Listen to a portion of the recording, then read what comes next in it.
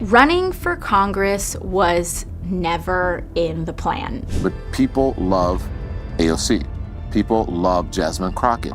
People love Eric Swalwell and the like. And I think that the Democratic Party should put the people out there who the people want. They should put the politicians out there who the people want, who they're asking for, who are meeting the moment with the same energy that they're not asking for AOC. Yes, they are. The people you party with are. No. The people I party with don't like AOC. Oh, please. No, they don't at all. Well, most people don't. But she's AOC, very far left. You use the term the occupation of Palestine. What did you mean by that? It's moments like these that make even her biggest supporters pause. Because when Alexandria Ocasio-Cortez steps up to a microphone, it's not always policy that grabs attention. It's the performance.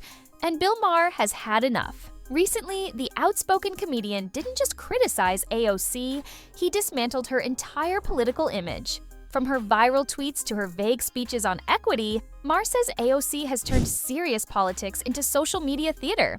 But this time, his takedown hit a little too close to home, because it exposed something deeper than just a bad speech. Maher's point: AOC treats every crisis like a chance for a hashtag moment instead of a serious debate. Oh, it's vague. Oh, it doesn't address this little minute thing. Deal with it. Deal with it. Deal with it. You try. You do it. Because you're not. So until you do it, I'm the boss. In his eyes, she's not addressing issues. She's performing them. And that's what makes her dangerous, not inspiring. But Maher didn't stop there. He then turned his attention to one of AOC's favorite words: equity. Maher said, "We didn't even hear this word 5 years ago. Now everyone's throwing it around like it's the same as equality." It's not. And when Bernie Sanders, AOC's political mentor, was asked to define equity, he froze. No clear definition, no explanation, just empty rhetoric. That's when Maher pounced. He said progressives like AOC and Bernie have built an entire movement around ideas they can't even explain. To him, it's all performance, passion without precision. Even the country's oldest Latino civil rights group came out against it, yet AOC keeps defending it, saying gender is fluid, language is fluid. Yes, and Latino voters are fluid. And that, Maher says, is exactly what's sinking the Democratic Party. But that wasn't the only bomb he dropped that night. In left-wing circles, there's been talk of a dream ticket: Bernie Sanders and AOC in 2028. To some progressives, it sounds like a revolution. To Bill Maher, it sounds like a guaranteed loss. He mocked the idea, saying Democrats are once again chasing the shiny object. Big rallies, loud crowds, catchy slogans, but no real strategy to win elections. Connected most to an electorate when they were fighting for these seats, when they got these seats, when they were campaigning most, when we had more of an American middle class. But that upper middle class doesn't exist anymore. But when you look at what she just said, that the upper middle class is gone, look at this. In 1979, it was at 12.9%, if we could put up the graphic. And today, the middle class has grown, as you can see, more than double that number from that many years ago. Bernie and AOC can fill Coachella, Maher joked, but that doesn't mean they can fill the ballot box. And that's when he brought receipts. Maher brought up a recent rally in Idaho where a Palestinian flag was thrown over an American one, and the crowd cheered. He said that was the moment the adults in the room should have spoken up, but neither Bernie nor AOC said a word. To Maher, that silence spoke louder than any speech. He called it unpatriotic, obscene, and proof that AOC's brand of activism has lost touch with American values. In his words, if you can't defend your own flag, you don't deserve to lead the country it represents. Yes, but I also think that what people are starting to see, at least in the occupation of Palestine, I think what I meant is like the settlements that are increasing in some of these areas and places where Palestinians are experiencing. You use the term the occupation of Palestine. What did you mean by that? And just when you thought Maher couldn't go harder, he went after CNN's Don Lemon. During a heated segment, Don Lemon argued that AOC was the leader the people want. Maher immediately shot back, No, the people you party with want AOC. The exchange got messy fast. Lemon accused Maher of being out of touch. Maher accused Lemon of confusing Twitter trends with actual voter sentiment.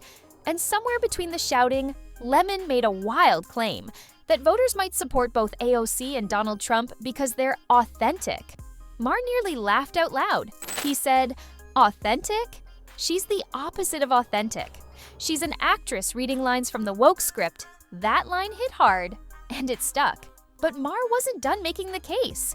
Maher shredded the idea that AOC and Trump could ever share voter overlap. He said comparing them was like comparing the North Pole to the South Pole. Trump runs on America first.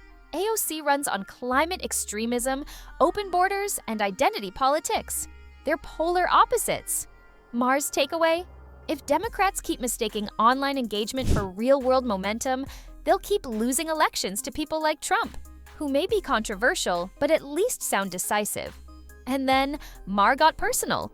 For years, AOC has branded herself as the voice of the working class, a Latina from the Bronx who beat the odds. But Maher pulled out a detail that her fans often overlook. She grew up in Yorktown Heights, one of New York's most comfortable suburbs. He questioned why she continues to push the underdog narrative when her own upbringing tells a different story. If you're willing to exaggerate your past to gain political leverage, Maher said, what else might you exaggerate once you're in power? It wasn't a cheap shot. It was a question of credibility. And that's what makes it sting, because it's one that even her defenders can't easily answer. For Maher, this isn't just about AOC, it's about what she represents. He believes the Democratic Party has traded logic for loyalty tests, that woke politics has become a substitute for real policy. AOC isn't a rebel in that system. She is the system now. She's what Maher calls the poster child of performative progressivism. And that's exactly why he says she can't, and won't, ever change. To pivot toward moderation would be political suicide. Her entire brand depends on outrage, not outcomes. Maher wrapped it up with a dose of political math. Bernie Sanders, he said, may have passion, but not persuasion. He rails against billionaires while living as a millionaire.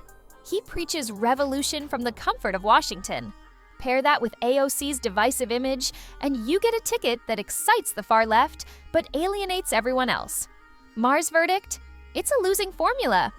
The Democrats don't need another lecture, he said. They need a leader. And that line sums up the entire rant. Brutal honesty wrapped in comedy. By the end of his segment, Maher wasn't laughing anymore. He said, if the Democratic Party doubles down on the far-left playbook, it's setting itself up for disaster in 2028. Because while progressives are busy talking about pronouns and pipelines, voters are worried about paychecks, safety, and stability. That's where elections are won, not on Twitter. Maher's closing shot was simple but sharp. America doesn't need more slogans. It needs grown-ups. And that's the real message behind his takedown.